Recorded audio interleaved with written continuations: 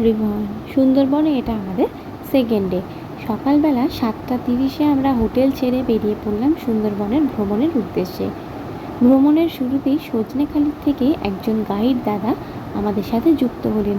সুন্দরবনের না জানা সমস্ত তথ্য আমাদেরকে বোঝাচ্ছিলেন। সেদিনের ওয়েদারটা ছিল ভীষণ মিষ্টি, কারণ ভীষণ সুন্দর হাওয়া দিচ্ছিল।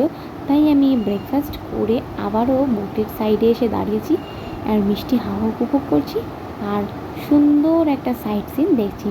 দেখো সাইট সিনটা কি সুন্দর না, ভীষণ সুন্দর। এটা চোখে আরও বেশি সুন্দর লাগে ক্যামেরার থেকেও। তো এই সাইট সিন দেখতে দেখতে আমরা চলে এলাম সুন্দরবনের দ্বিতীয় দিনের সেকেন্ড স্পট সুধন্যখালি। সুধন্যখালিতে ঢুকেই ফার্স্টেই আমরা দেখলাম বাঘ দেবতা এবং মা বনবিধির মন্দির। এখানে কিন্তু কোনো রকমের পশু পাখি আমি দেখতে পাইনি, মানে ছিল না। এখানে আছে বিভিন্ন রকমের ম্যানগ্রোভ উদ্ভিদ, নাম না জানা ম্যানগ্রোভ উদ্ভিদ, লবণাক্ত উদ্ভিদ, যেগুলো আমরা বইয়ের পাতায় পড়েছি। আর একটা জিনিস, এখানে কিন্তু কোনো রকমের প্লাস্টিকের বোতল অ্যালাউ ছিল না, তাই আমাদের বারণ করেছিল প্লাস্টিকের বোতল আনতে। তোমাদের একটু ঘুরিয়ে দেখাই ভেতরটা।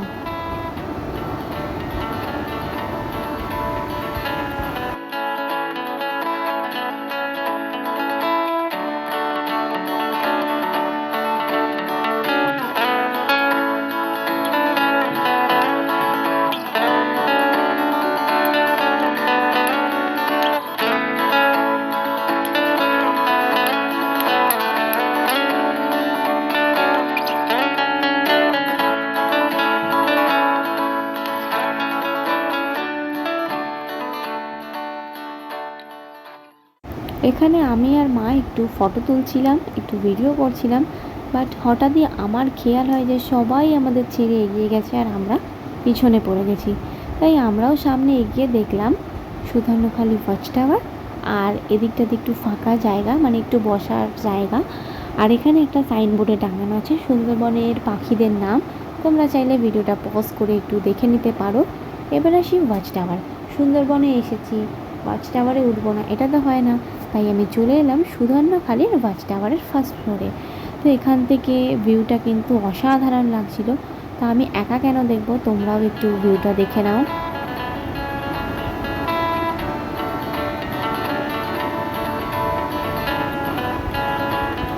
এবার আসি সুধন্যখালির ওয়াচ টাওয়ারের সেকেন্ড ফ্লোরে। But my honest opinion, second floor থেকে ভিউটা জাস্ট ওয়াও।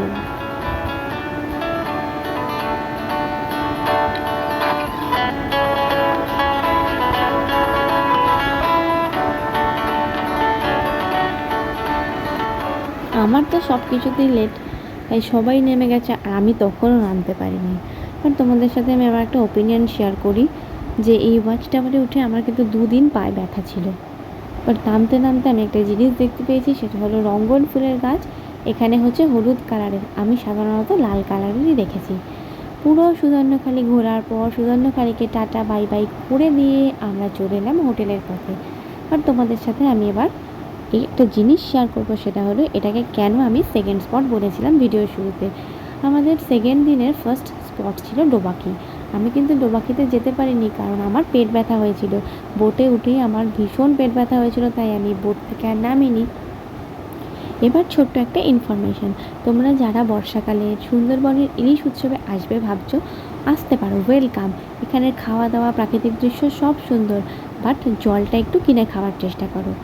আর এই দেখো, এখানে হচ্ছে আমাদের বোটের ড্রাইভার দাদা, যিনি কত সুন্দর করে বোট চালিয়ে আমাদের আবার হোটেলে পৌঁছে দিলেন। আমরা চলে এলাম পাখিরালয় হোটেলে, যেখানে আমরা নাইট স্টে করেছিলাম। একটা দাদা পাখিরালয় ঘাটে আমাদের বোটটা সুন্দর করে লাগিয়ে দিচ্ছিল, আর এরপর আমরা একে একে বোট থেকে নেমে পড়েছি। আমি তো ভীষণ টায়ার্ড ছিলাম, মানে ওই আমাদের হোটেলটা পাখিরালয় ঘাট থেকে ছিল প্রায় 5 মিনিট, ওইটুকুই আমি হেঁটে আসতে পারছিলাম না। যাই হোক, হোটেলে এসে আমি ড্রেস চেঞ্জ করে একটু রেস্ট নিয়ে আবার বিকেলে রেডি হয়ে গেছিলাম, কারণ আমাদের সাথে আসা একটা বাচ্চা মেয়ের সেদিন জন্মদিন ছিল। তো তার বার্থডে সেলিব্রেশনের পর আমরা চলে গেছিলাম পাখিরালয়ের মার্কেটে।